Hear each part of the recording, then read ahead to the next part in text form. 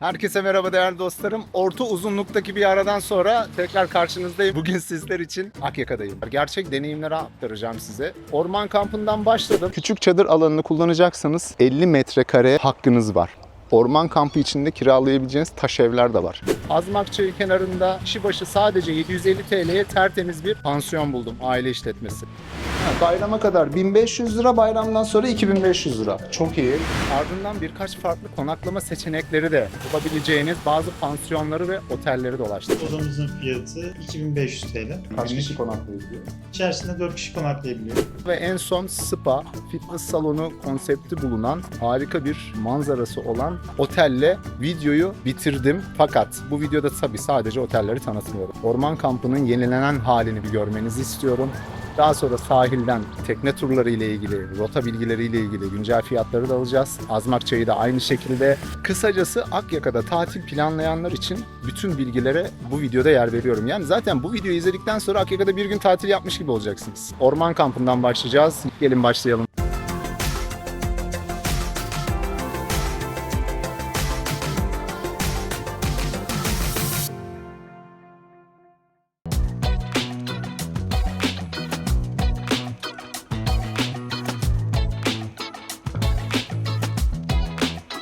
Arkadaşlar acayip bir sıcak var. Normalde dün fırtına ve yağmur gösteriyordu bugün için ama baktım sıcak var. Uzun zaman oldu video çekmeyeli.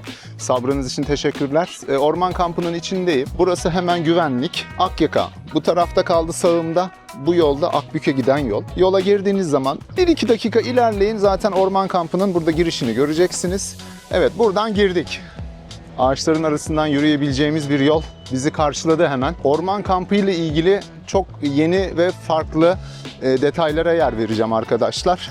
Neden? Çünkü orman kampı yenilendi. Orman kampının geçmiş dönemlerini bilenler bilir. Biraz çöp şikayeti vardı. Gelen bazı kitlelerin uygun hareketler sergilememesi nedeniyle burayı da biraz ailelere, çiftlere ya da sakinlik arayan, haliyle tatil yapacak insanlar, kişilerin kullanımına daha adapte edilmiş. Dolayısıyla bu detaylara yer vereceğim. İçeride tabii kafesi var. İhtiyaçlarınızı karşılayabileceğiniz belli bölgeler de var. İnternet sitelerinde dolaşmayın. Akyaka'da nerede nasıl kalırım diye. Kendi çadırınızla gelmek zorundasınız Akyaka Orman Kampı'na. Yani burada hazır kurulu çadırlar yok. Bence iyi bir şey çünkü hazır çadırlar toplanıyor, kaldırılıyor. Tabii temizlense de bir yıpranma payı oluyor vesaire. Burada artık her çadır alanını numaralandırmışlar. Yani siz rezervasyon yaptırdığınız zaman buradan bir alan belirleyip bu alanı kullanabiliyorsunuz. Örnek veriyorum. Bakın işareti koymuş. Bu ne demek biliyor musunuz? Küçük çadır alanını kullanacaksanız 50 metrekare hakkınız var.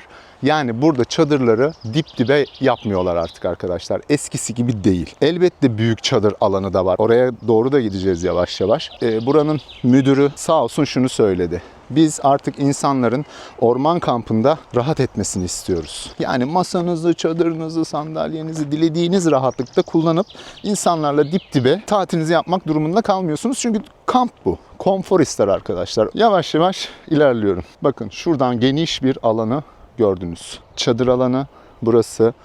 Sağımda da yine küçük çadır alanı. Ağaçların arasında gölge sıkıntısı yok. Her yer gölge burada. Şu an hava çok sıcak ve bu gölgeye geldiğim zaman biraz hava serinledi.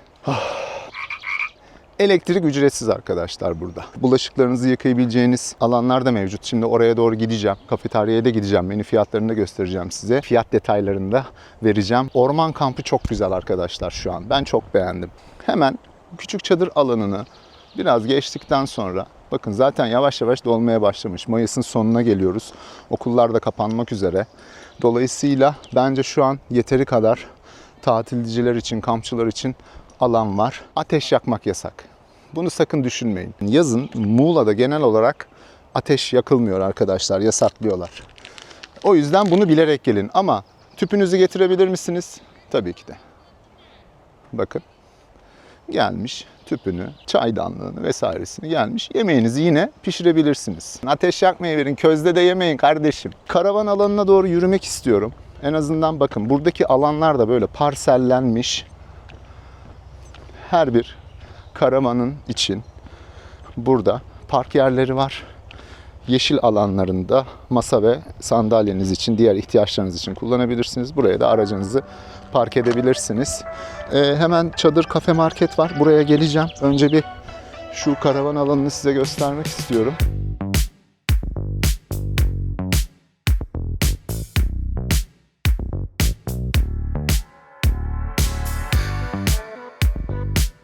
Burayı oldukça verimli kullanabilirsiniz. Şöyle bakın, denize karşı burada tatilinizi yapabilirsiniz. Arkadaşlar biliyorsunuz Akyaka'da birçok koy var. Albay Koyu, 72 Merdiven Koyu, Burun Koyu. Bu kamp alanına geldiğiniz zaman yürüyerek gezebilirsiniz. Karavan alanı hemen şurada son buluyor. Sonrası artık herkes, insanların da gezebildiği mesire alanı. Akyaka'ya doğru giden yol. Karavan alanını çok güzel bir şekilde şöyle detaylandıran, süsleyen bir abiyle karşılaştım. İşte kampçılık arkadaşlar, konfor önemli. Keyif önemli. Budur yani. Kamptan anlama biçimi budur. Size iyi tatiller. Görüşmek üzere. Özgür Uçakçıoğlu. YouTube kanalı. Akyaka'yı tanıtıyorum. Kampa da yer vermek istedim. Takip beklerim. İsim neydi? Özgür, ben de memnun oldum. Sağ olun. Karavan alanlarında gri su giderleri var. Arkada mesela araçlı karavan. Araçüstü çadırlar var. Karavan alanını kullanmış. Orman kampı içinde kiralayabileceğiniz taş evler de var. Şimdi taş evlere doğru da gideceğim. Çadır markete yaklaşalım. Çamaşır yıkama, kurutma hizmeti var. Şu gibi ihtiyaçları da karşılayabilirsiniz. Kolay gelsin. Bir menünüz var mı? Menü yemek olarak mı? Fiyat menüsü. Ha. Nasıl biliyor insanlar neye ne ödeyeceğini? Onu hazırlıyoruz şimdi. Liste asacağız buraya. Bugün asarız bir. Anladım. Peki tamam. Teşekkür ederim. Sağ olun. Şu detay çok önemli arkadaşlar. Bununla ilgili şimdi bir bilgi vereceğim. Burada ağaçlar kesildi gibi paylaşımlar yapıldı ama ben şimdi bunu görüştüm. Hani burada dedim, bizim kulağımıza böyle bir duyum geldi. Biz biraz üzüldük işin açıkçası dedim. Buranın müdürüyle görüştüm. Özgür Bey, ben emekli olmuş, belli bir yaşa gelmiş bir insanım. Bugüne kadar toprağın bir şeyine bile zarar vermedim dedi. Yani ben böyle bir insanım. Bu yanlış bir bilgi dedi. Şimdi bizim ağaçlarımız çabuk kuruyor. Burada çam ağaçları var. Dolayısıyla burada bir rüzgar estiği zaman bu dallar çabuk kırılıyor. Yağmurda çürüyor vesaire. Görevini tamamlamış, ölmüş, devrilmiş ya da yıkılma ihtimali yüksek olan ağaçları diyor budadık ve temizledik. Devrilmiş olanları da kaldırdık. Çünkü bir risk teşkil ediyor. Yani birine bir şey olsa ağaç konu olmaz diyor. Bizlere olur, niye bir önlem almadınız diye bizler sorumlu oluruz diyor. Bunu bilmenizi istedi. Burada bulaşıkhane var. Yani burada gelip tabağınızı, çanağınızı yıkayabilirsiniz. Ama dikkat edin, bu su içilmez. Contası gevşemiş, onu ben söyleyeyim de boşuna su akmasın. Biliyorum etrafta fiyat tabelası aramaya çalışıyorsunuz ama etrafta fiyat tabelası yok arkadaşlar. Ben özel olarak size bu bilgiyi vereceğim. Hiç merak etmeyin siz. Neden küçük çadır, büyük çadır olayı var? Küçük bir çadırınız varsa gelip de burada büyük çadır alanını kullanamıyorsunuz. Neden? Çünkü büyük çadır bölgesinde 180 metrekare bir alan fırsatı tanıyorlar. Dolayısıyla burası büyük çadırlar için. Şurada bir büyük çadır var bakın. Beyaz. İşte şurada bir büyük çadır var. Bakın hep büyük çadırlar.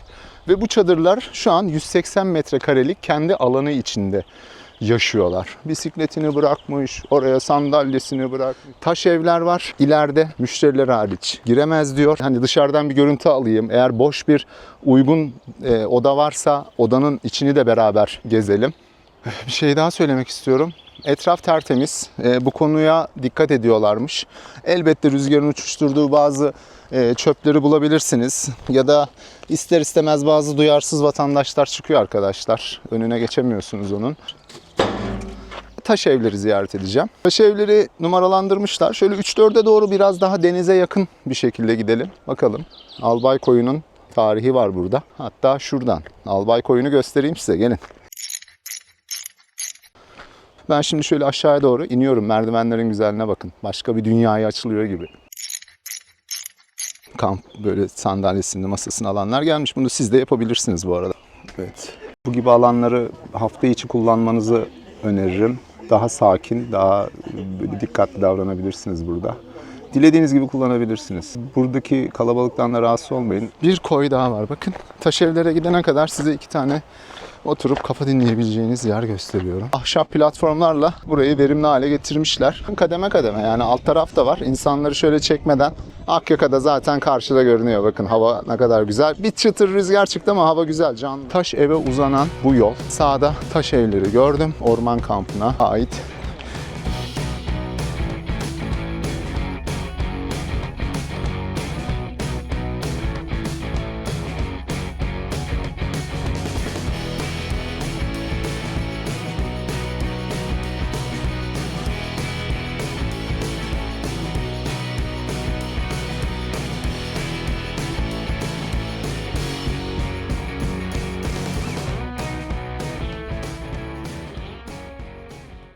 Ya şu güzelliğe bakın. Şu manzaraya karşı tatil yapılmaz mı arkadaşlar? Müthiş. Bakın burayı kiraladığınız zaman manzarası bu evlerin. Şimdi burada hemen sahil evleri var. Yine orman kampına bağlı. Buradan direkt sahili hem görebiliyorsunuz. 4 tane sahil evi varmış. Hemen şöyle manzarasını da bakın. Çocukların burada oynayabileceği bir park alanı ve karşınızda direkt sahil. Gelsin fiyatlar. Hemen bu siteye giriyorsunuz. 1 Nisan ve 14 Haziran tarihleri arasında taş ev fiyatını veriyorum. Hafta sonu fiyatı bu. Ön sıra 14.000, arka sıra 12.000 lira. Sahil evleri az önce gittiğimiz aşağıda göstermiş olduğum sahil evleri biraz daha uygun. 1 Nisan'la 14 Nisan hafta sonu 6.500 lira. Şimdi gelelim küçük çadır alanına. 14 Haziran'a kadar standart 700 lira. 14 Haziran'dan sonra Eylül'e kadar ise 1100 lira arkadaşlar. Hafta içi hafta sonu diye bir ayrım yok. Büyük çadır alanı ise şu an 1000 lira. Haziran'la Eylül arası 1400 lira, yine kişi farkı 200 lira. Haziran'dan sonra 250 lira. Otopark fiyatları arkadaşlar. Motosiklet 200 gün boyu bu. Otomobil 300. Kamyonet küçük minibüs 400. Büyük minibüs 500. Çamaşır yıkama 200 lira. Çamaşır kurutma 200 lira. Mini buzdolabı kiralamada günlük 200 lira. Evet, mini buzdolabı kiralayabiliyorsunuz. Yani burada şey yok çünkü. Gideyim işte mutfak alanına gireyim. Tencereler orada vardır. Buzdolapları vardır. Hani bazı kamp alanlarında görüyorsunuz ya. Burada o yok. Öncelik doğa. Karavan fiyatları arkadaşlar. 14 Haziran'a kadar 1500 lira artı 200 lira yine. 15 Haziran'dan arası 14 Eylül arası günlük 1750 lira karavan. Kişi eklerse 250 lira şeklinde artıyor. Bence karavan fiyatları gayet uygun. Pansiyon ve otel de tanıtacağım. Hani belki kamp alanı, kampı sevmeyenler olur. Farklı tatil yapma seçeneklerini de size göstermek istiyorum. Kamp alanından çıkalım. Şöyle sahile doğru gidelim. Tekne turlarına bir bakalım. Fiyatlar nedir? Sahil ne durumda? Menü fiyatlarında neler yaşanmış? Sonra pansiyonları gezerek Azmak çayına doğru yürürüz. Hemen bu ara koridor güzel Akyaka sahiline bağlanıyor. Burayı yeni düzenlediler. Çok affedersiniz. Şuradaki taşları falan yeni yaptılar arkadaşlar. Bakın burada çok güzel Azmak çayının uzantılarından biri var ve buradan geliyor. Denize dökülen bir su. Azmak çayının bir uzantısı. Şimdi arkadaşlar gelelim şöyle devam edelim. Sahile doğru hemen sağımızda kumsal var. Denizi göreceğiz şimdi beraber, bakın.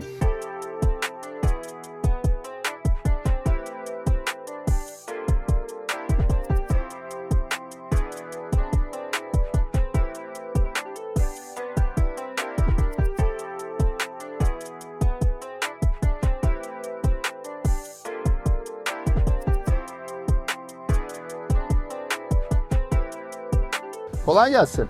Hangi işletmeye ait burası? Yücelen Otel işte. Yücel? Yücelen Otel. Ha, şu arka taraftakine. Evet. Ne kadar şezlong ve Başı 200 lira. kişi başı 200. Hem şemsiye hem şezlong mu? Şemsiyeler zaten standartmış. Standart. Özür dilerim. Belediyeyle aynı fiyat.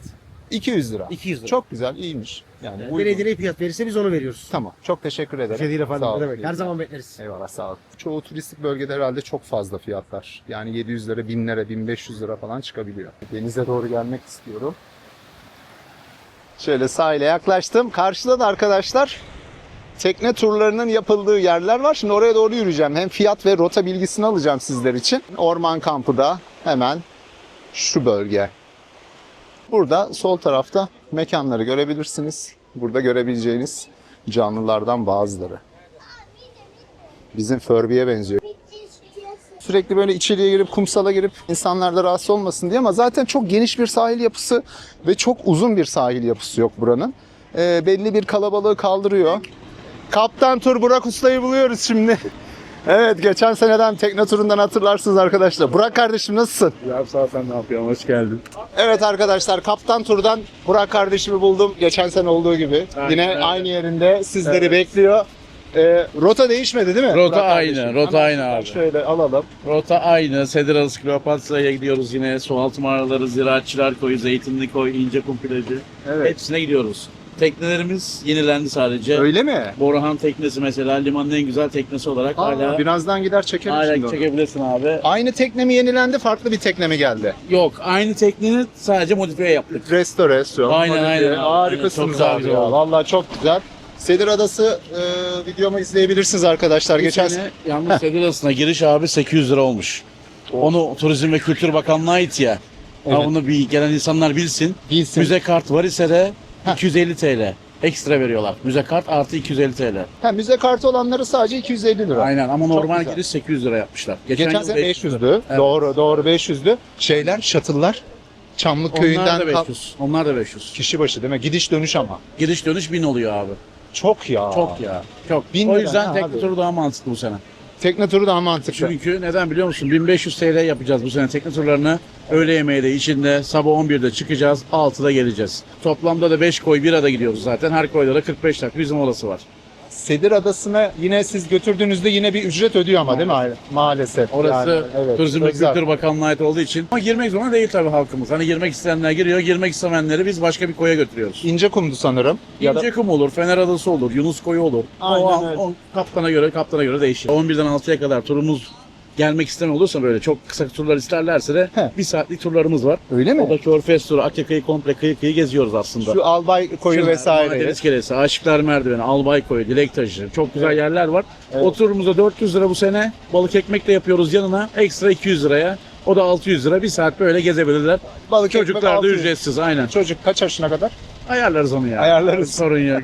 Çocuk ruhlu olanlar. Sizin tekne turları ne kadar oldu söyleyin 1500 lira. 1500 lira. Aynen. Geçen sene ne kadardı ya? Geçen sene 1000 liraydı. Ama 7 saat süren bir maraton, macera. Kesinlikle çok çok güzel.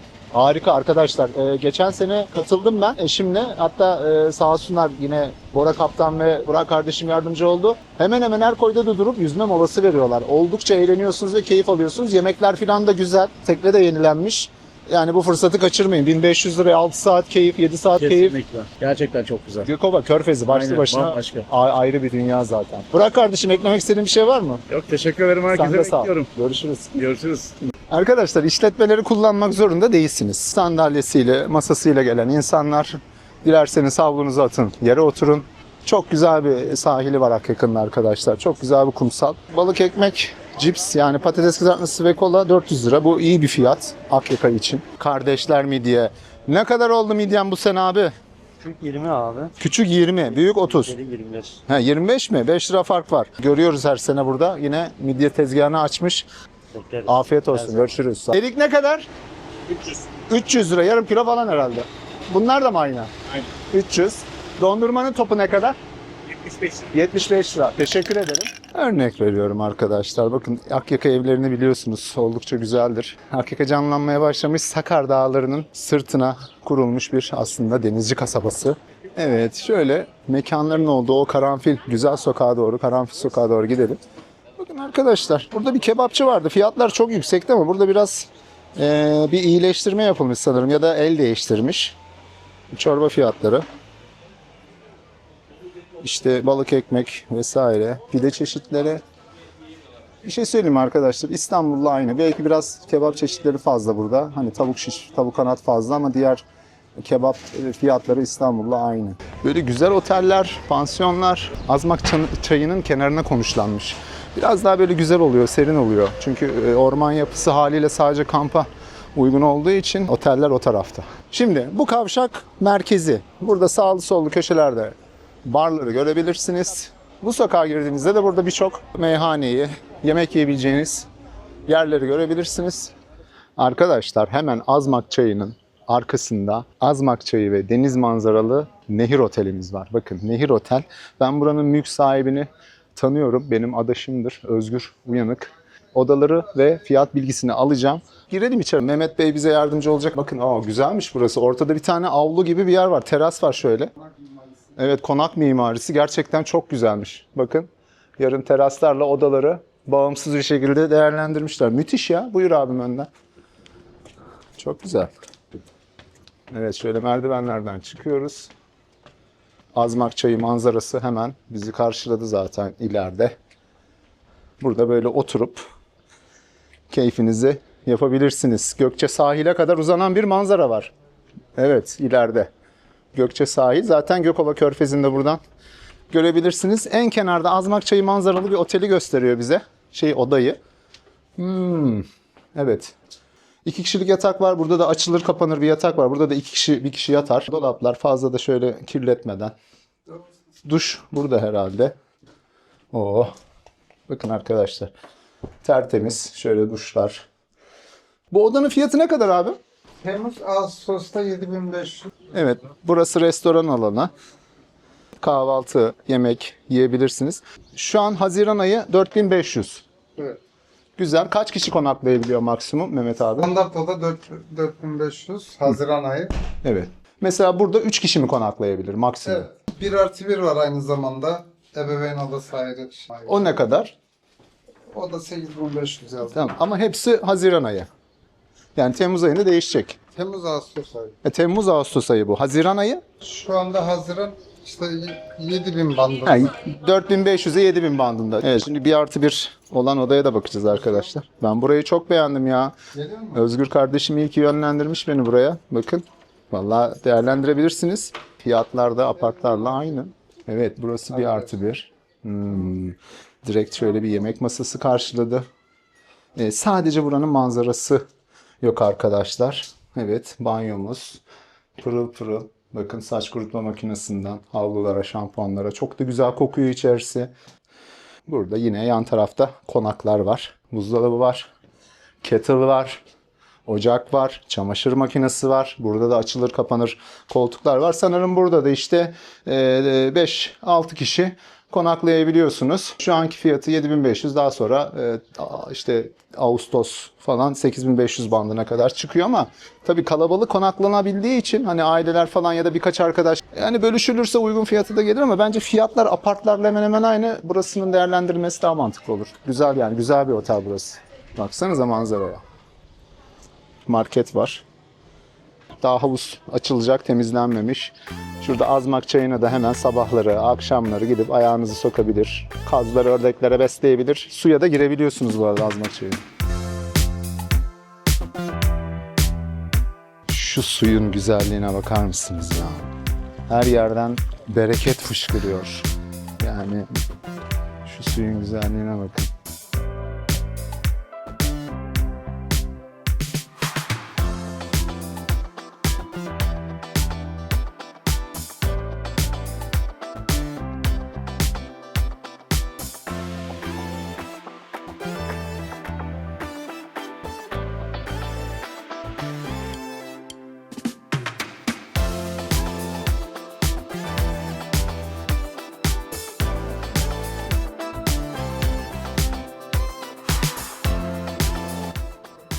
Bakın İnci Apart'a sorabiliriz arkadaşlar. Şöyle göstereyim hemen. İnci Apart. Şimdi Burak Bey sağ olsun yardımcı olacak. Bir tane oda gösterecek bize. Fiyat bilgisini de alırız. Hani imkanlar nelerdir. Çünkü çok güzel bir konumda. Karanfil Sokak'ta değil mi burası? Evet, Karanfil Sokak'ta, o mekanların olduğu yerde. 5 numaralı odayı bize bir gösteriyor. Evet. Evet, tipik apart arkadaşlar. Bakın Amerikan mutfak, balkonu da var. Siz buyurun anlatın Burak Bey. Burası 1+1 bahçekat balkon odamız. Odamızın fiyatı 2500 TL. Günlük. Aynen. Kaç günlük. kişi konaklayabiliyor? İçerisinde 4 kişi konaklayabiliyor. Yani kişi başı 750-600 lira gibi bir şey mi ödüyor? Şu an için Mayıs ayı fiyatları bunlar. Süper. Bayramdan sonra Haziran ve Temmuz fiyatları belli mi Burak? Bunların da günlük nakit fiyatı Haziran'da 4500, Temmuz ve Ağustos ayı içinde 6000 TL. Burası apart olduğu için zaten kahvaltı Kahvaltı dahil hizmetimiz yok. yok. Aynen. Mutfak ve mutfak araç gereçleri bulunuyor salon kısmında. Hatta minik bir televizyon da koymuşlar. Klimayla ısınma ve soğutma var. Sinek falan girmesin. Az önce bahçe işte arkadaşlar. Direkt Karanfil Sokağa bakıyor. Daha geniş 2+1 odamız var. Onda da 5 kişi konaklayabiliyorsunuz. Fiyat farkı da 2000 falan oynuyordur herhalde. O da 3000 lira şu an için. Anladım. Mayıs ayı için. Evet, yani çok bir fark yok aslında arada gibi. Aynen. Banyolarda, duşlarda tertemiz. Hani çok basmayalım. Bu şekilde arkadaşlar Burak Bey'e çok teşekkür ediyorum. Ben teşekkür ederim. Tatil Apart. Yine Azmak Çayı'nın. Tatil Apart'ı tanıyor musunuz abim? Evet, Apart. Sizin mi? Evet. Kral. Neydi? Erkin. Erkin abiyi yakaladım şimdi. Evet, burada telefon numarası var. Baba. Dilediğiniz gibi arayın. Çok güzel bir yer. Hemen Azmak Çayı'nın sularına 2 adım mesafede. 3000 lira. Yani 2 kişi. 2 kişi 3000. Evet. Ama yazın değişiyor yani. Şimdi- Ayına göre değişiyor. Tamam, bu bayrama kadar. Evet. Doğru mu abi? Haziran ayı fiyatın belli mi?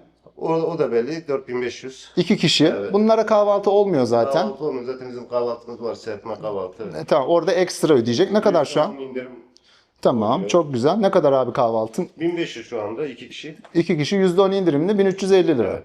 Orada 2+1 odalarımız var. 2+1 13 bin lira ama 1+1 de var. 6 kişiye kadar kalabiliyor. 6. Evet, şimdi 101 numaralı odaya giriyoruz. Burası Normal 2 kişilik bir oda. Çok pardon. Şöyle. 1+1 burası. Ebeveyn yatak odası var arkadaşlar. Burada da bir çekyat var. Çocuğunuzu ya da işte üçüncü bir şahıs burada kalabilir. Değil mi abi? Doğru söylüyorum. Klima ile ısınma soğuma var. Dolaplar var. Şurada makyaj masası. Çok güzel bir küçük Amerikan mutfak yapmışlar. Ocak, buzdolabı. Peki çamaşır makinesi, bulaşık makinesi? Çamaşır aşağıda. Aşağıda Var. yaptırıyor. Burası da arkadaşlar banyo, çok basmayalım. Tertemiz, mis gibi de kokuyor her yer. Çok teşekkür ederim. Burası Otel odamız. şurada banyosu var. Burası stüdyo. Çok güzel. Burayı bölmüşler arkadaşlar. Yine böyle havlular. Çok güzel. Buranın fiyatı neydi Erkin Bey? Buranınki 2000 lira olarak geçiyor. 2000. Yaz için evet. Şu an bayrama kadar. Bayrama kadar 1,5. Bayramdan sonrası. Bayrama kadar 1500 lira, bayramdan sonra 2500 lira. Çok iyi. O zaman yani kişi başı şu an 750 lira mı diyor? Hani benim çok teferruata ihtiyacım yok. Ben akşamları gelir yatarım kalkarım diyenler için 750 lira yani bu vallahi Azmak Çayı'nın kenarında bedava arkadaşlar. 750 liraya döner yiyorsunuz ya. 2 bira parası. Burası da yine 1+1. Kendi balkonu, terası olan bir yer. Hani açmayalım da sinek minek girmesin. Azmak Çayı'na bakıyor. Burada yine bir ebeveyn banyo arkadaşlar. Hemen şuradan manzarayı da bakın. Azmak Çayı'na doğru şöyle. Burada yemeğinizi, kahvaltınızı yiyebilirsiniz. Burası 3000'di şu an. Evet. Abim dinlenme yeri. Burada yemeğini, kahvaltısını, birasını, sigarasını millet içiyor. Takip ve beğenilerinizi muhakkak bekliyorum. Videom bitmedi elbet. Televizyondan değil ama telefonlardan yorumları sola kaydırarak Hype özelliğini kullanırsanız çok sevinirim. Yapacağınız bir takip ve beğeni gerçekten benim için çok önemli. Sezon fiyatları 5-7 bin arası oluyor. 2 kişilik fiyat mı bu? 2 kişilik ve 3 kişilik odalar. 5 ile 7 bin arası. Evet, Hafta evet. sonu hafta içi şeklindedir Yok, muhtemelen. sezonda işte Komple. Haziran ayından başlar, Evet. Ağustos'un sonuna kadar gider. 5 ile 7 arası değişiyor. Evet. 2 kişi, 3 kişi. Fiyat Akyaka'ya göre iyi arkadaşlar. Yani biraz sanırım bilinçlenme var bu konuyla ilgili. Çok öldürmüyorlar. Bakın burada bir Ege Apart var. Burası da yine çok güzel bir bahçeli bir yer. Böyle yerlerde kalabilirsiniz arkadaşlar. Tabii ki de orman kampında da kalabilirsiniz ama bazı bölgelerdeki gibi hani çorak bir yer değil, kuru bir yer değil burası. Şu numarayı arıyorum arkadaşlar. Kolay gelsin. Ben fiyat bilgisi alacaktım da. Haziran ayı için, bu ay için, yani bayramdan sonrası için daha doğrusu. 5000 lira. Kaç kişilik odalar? Yani 3 kişi falan kalabilir. Yani çocukla 4 falan yapılabilir. Kahvaltı dahil mi bunlar? Yok. Tamam. Bu Haziran ayı fiyatı mı peki? Yani hani Yani ondan sonra zaten sezon başlıyor ya. evet. Öyle devam ediyor. Hep de hafta sonu hafta içi gibi ayrım yok değil mi fiyatlarda? Yok öyle bir şey yok. Standart 5000 lira. Tamam. Tamam. Çok teşekkür ederim. Kolay gelsin. Eğer hani kiralık bir apart daire tutmak isterseniz, kendi özel daireniz olsun, ben işte bir ay kalayım gibi bir düşünceniz varsa hemen şuradan da bir fiyat bilgisi alalım. Bakın böyle bir yer de var. Şurada çalıyor telefon. Kolay gelsin. Sağ olun buyurun. Bu şimdi bir kiralık apart daireleri gördüm de. Evet buyurun. 1+1 fiyatı rica edecektim sizden. 1+1'in fiyatı 3500 lira şu an için. Günlük. Günlük. Yani 3 kişilikler 3500, 5 Evet. kişilikler 4000 lira. Tamam, güzel. Kahvaltı falan yok zaten apart olduğu için. Haziran, Temmuz hep aynı mı olacak fiyatlar? Yok. Bu şu anda bayrama kadar olan fiyat. Bayramdan sonra fiyatlar farklı. Anladım. Haziran ve Temmuz fiyatı belliyse rica edebilir miyim? Haziran ayının fiyatı 5500 lira. Temmuz ve Ağustos'un fiyatı da 8000 lira. Tamam. Çok teşekkür ederim. Sağ olun. İyi günler. En azından apart fiyatlarının ortalama ne durumda olduğunu gördünüz. Azmak Çayı'na doğru gidelim. Buraya geldiğiniz zaman Azmak Çayı turuna muhakkak katılın. Bakın tekne turuna da katılın. Evet, bir gününüzü ona verin zaten. Elektrikli, çevre dostu. Mini tekne gidiyor geliyor. Şimdi bunların başlangıç noktasına gideceğim. Fiyat bilgisi alacağım sizler için.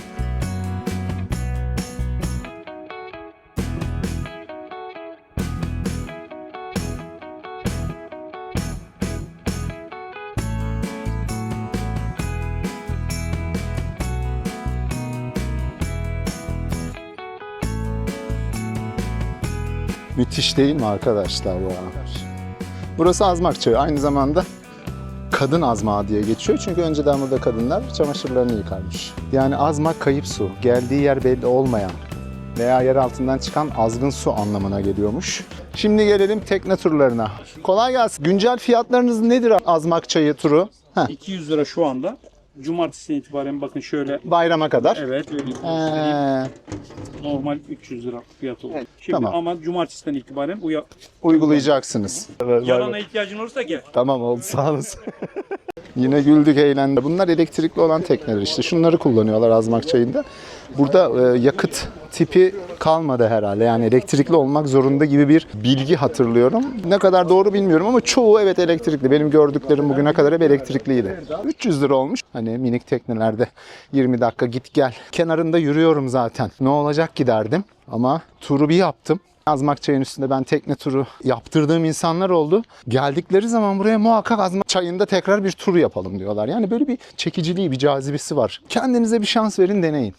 İlla kampın içine sahile masa atmak, sandalye atmak durumunda değilsiniz. Bakın sadece şu olaya dikkat edin.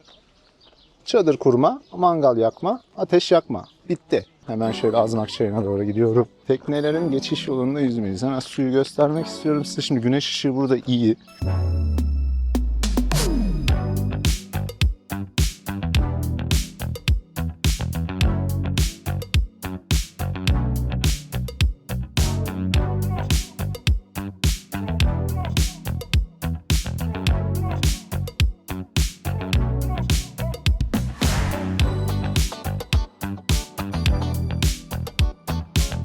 Son otele gidiyoruz. Büyük bir otel. Harika bir otele götürüyorum sizi.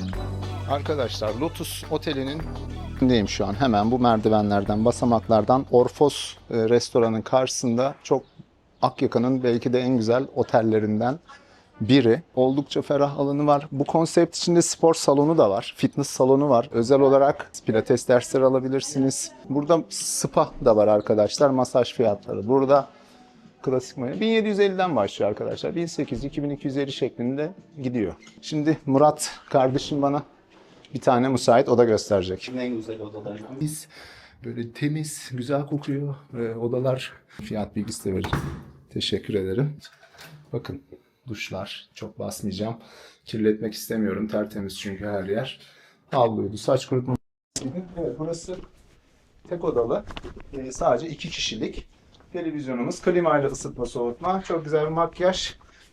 Şuradan hemen manzarayı göstereyim. Arkadaşlar bakın. Çıkabilir miyim? Tabii ki. Evet. Bakın. Hemen şuradan girdim zaten. Arkadaşlar arabayı da şuraya park ettim. Azmakçayı'nın kenarından geldim araçla. Hemen şuradaydım en son zaten. Bakın. Bütün Gökçe sahile kadar bu manzarayı, Akçapınar Köyü'nü görüyorsunuz ileride. Burada çok güzel bir havuzu da var. Azmakçayı'na girebilirsiniz. Sahile 5 dakika. Dediğim gibi burada spor salonları da, masaj salonları da var. Çok güzel. Burası güzel bir konsept arkadaşlar. Bu oda fiyatı ne kadar mı? Bayrama kadar. Bayrama. 6500 TL kahvaltılar gecelik 2 kişi için fiyat. 2 kişi kahvaltı dahil Evet. 6500. Evet, aynı zamanda bu odada 3. kişi de konaklayabilir. Nerede? Açılır kapanır portatif bir ek yatakla. Bu tarafa yatak eklenerek atıyorum anne baba ve bir çocuk çok şeklinde. rahat konaklayabilir. Evet. Tabii 3 kişi ücreti gibi oluyor o zaman zaten. Gayet iyi. Ek yatağın ekstra bir ücreti var. Yine kahvaltısı içinde. Ama belli bir yaşa kadar çocuktan ücret almıyorsun. 0-5 yaş arası ücret. 5 yaşa kadar Evet. ücretsiz. Sonra ek ücret ne kadar? Şu an Hatırlıyorum. o da 1750. 1750 lira ek kişi ücreti. Yani 3 kişi artı 1750. Bu tabii sanırım en uygun odanız. En küçük, en uygun odanız. Yok, burası köşe odamız. Orta segment odamız. En küçük odalarımız, yani en küçük de değil aslında. Evet. 20 metrekare bütün standart odalarımız. 2 kişi, yine onda da aynı şekilde 3 kişi konaklayabiliyor. 3. kişi de ancak sadece hareket alanımız kısıtlanıyor odalarda. Anladım. Suite odalarınız ne kadar? 9500. 9500. Orada bir konaklanan kişi sayısı biraz daha artabiliyor ama 4 kişi.